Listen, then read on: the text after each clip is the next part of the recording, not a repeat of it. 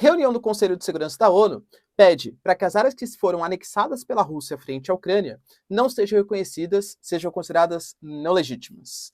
Lembrando que a Rússia ela faz parte do Conselho de Segurança e pode vetar, inclusive, e temos países ali em cima do muro, como por exemplo China e Índia e até mesmo o Brasil. Qual foi a posição do Brasil frente a esse cenário? Enquanto isso, alguns territórios que já foram anexados pela Rússia, inclusive da região de Donetsk, que o Putin fala que é a mais importante de todas, como por exemplo Lima, foi reconquistado pelos ucranianos. O que significa isso? Ao mesmo tempo, Antony Blinken garante, que é o secretário da defesa ali dos Estados Unidos, a Ucrânia vai ter apoio do mundo ocidental para reconquistar as ocupações ilegítimas frente à Rússia.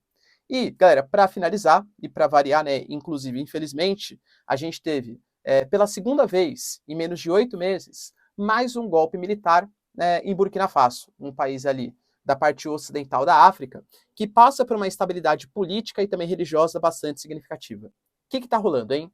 Se você quer entender um pouco mais sobre esses assuntos, e muito mais também sobre geografia, geopolítica, atualidades, política, polêmicas, enfim, tudo para você se manter sempre bem atualizado, já se inscreve no canal, deixa seu like, compartilha esse vídeo, que eu, professor Ricardo, conto muito com a sua ajuda. Belezinha?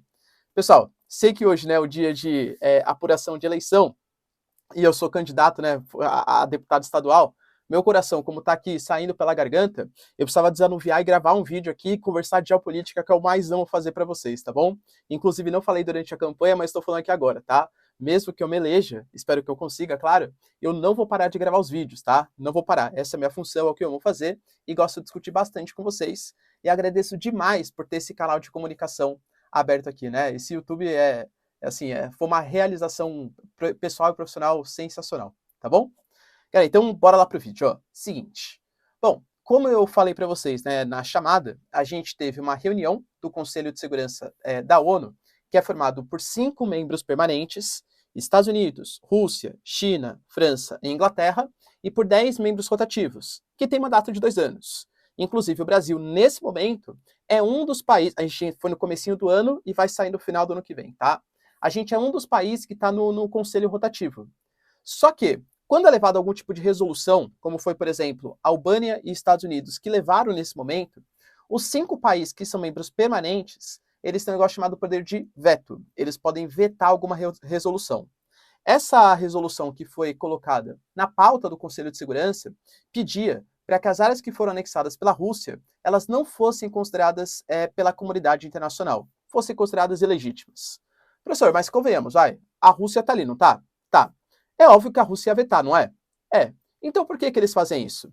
Porque eu sempre falo para vocês, geopolítica é também o mundo das aparências. É importante ter essa convocação, mesmo sabendo que a Rússia vetaria uma resolução contra a Rússia, para saber como que os países eles vão se posicionar, como que os países estão lidando com essas questões. E a gente teve dicas aqui, galera, que foram extremamente importantes, tá?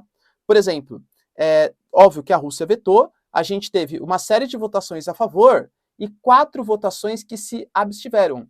Galera, convenhamos, nesse momento, se abster de uma resolução que condena as anexações da Rússia, é ficar do lado da Rússia, convenhamos, né?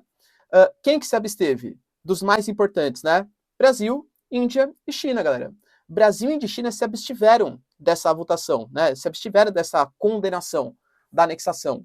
Isso diz muito sobre a geopolítica. Brasil e Índia, por exemplo, têm relações importantes, econômicas. O Brasil está querendo entrar para a OCDE, Acordo do Mercosul, União Europeia, mas a gente sabe que a Ásia é uma potência, que os BRICS é uma potência. Então isso sinaliza, como sempre foi falado, né, pelo Itamaraty, que o Brasil ele condena as invasões da Rússia, mas que ele não vai tomar nenhum tipo de postura mais firme contrária à Rússia. Inclusive não vai adotar sanções ou coisa que o valha, tá? Acho que foi uma dica bem, bem significativa. Enquanto isso, a gente tem a Ucrânia partindo para cima ainda, lembrando que eles querem reconquistar o maior número de territórios possível até o início do inverno, quando muito possivelmente a ajuda da Europa e dos Estados Unidos, embora eles falem que não, vai acabar reduzindo um pouquinho, e dessa vez a gente teve a conquista do território de Lima. Para quem não sabe, pessoal, Lima fica na regiãozinha de Donetsk, que é um dos territórios que, segundo a Rússia, foram anexados. Essas anexações que a Rússia fez, todos os territórios, um mais, outros menos, ela não controlava integralmente, ou seja, ela anunciou o domínio, a anexação de territórios que nem pertencem a ela, oficialmente, militarmente ocupados, tá? E a reconquista agora de Lima é mais um sinal disso. Lima sempre foi tratado como uma espécie de ponto logístico, central de logística, distribuição de equipamentos, munições, alimentos e coisa que vale. Essa reconquista ela é bastante simbólica. E aí, de novo, poxa, segundo Putin, ele falou que se tivesse algum tipo de ataque, ele deveria ser respondido com o uso de arsenal nuclear por parte dos russos, porque está atacando agora um território que, segundo a Rússia, pertence à Rússia. E aí, Putin, vai tomar algum tipo de atitude? O que vocês pensam, galera? Antony Blinken, que é o secretário dos Estados Unidos, já se pronunciou também. Falou que não vai deixar barato essas anexações, embora tenha sido cancelado pelo Conselho de Segurança, vetado pelo Conselho de Segurança da ONU, porque a Rússia faz parte, claro. Os Estados Unidos e o mundo ocidental, eles vão continuar atuando para reconquistar esses territórios para Kiev. Como isso? Muito possivelmente com logísticas e equipamentos, tá? O mundo ocidental, pessoal, interferindo bastante. E aí, claro, né, de novo, não existe bonzinho na geopolítica internacional. Os Estados Unidos têm interesse de manter aliados importantes naquela região, de expandir a OTAN, expandir áreas de influência em direção à Rússia para conter o avanço, claro, do imperialismo russo, que é crescente, principalmente desde o início do governo Putin, nos anos 2000. E aí, claro que tem os seus erros, né? Rússia, China, Irã, por exemplo, o Irã. O Irã alegou que o seu serviço de inteligência, que várias das manifestações que estão acontecendo por conta da morte da garota, né, da Mahsa Amini, por conta da polícia, da moral e dos bons costumes, tem interferência também no mundo ocidental, de propaganda, mídia, rede social, né? É o que eles chamam das revoluções coloridas. Não necessariamente colocar governos pró-OTAN ou pró-Estados Unidos, mas pelo menos interferir na questão da inteligência, da comunicação local. Assim como a Rússia também já o fez nos Estados Unidos, assim como a Rússia também já o fez na questão do Brexit, enfim, né? Uma coisa que os estados hoje têm muito é esse poder de comunicação e de influência na democracia ou na questão política de cada um dos países por meio das redes sociais e dos dados. Por isso, pessoal, o controle da comunicação e o controle dos dados vai ser essencial para os países que quiserem se consolidar com uma grande potência geopolítica. E olha, os chineses estão na frente, tanto no 5G, como possivelmente no futuro no 6G. A China já está no 6G, já desenvolvendo o 6G. Beleza? E galera, para finalizar aqui o nosso vídeo, a questão de Burkina Faso. Para quem não sabe, né, vou colocar aí a localização de Burkina Faso para vocês. É um país da África que infelizmente passou mais uma vez por um golpe militar. Já tinha passado, né, há cerca de 8 meses atrás.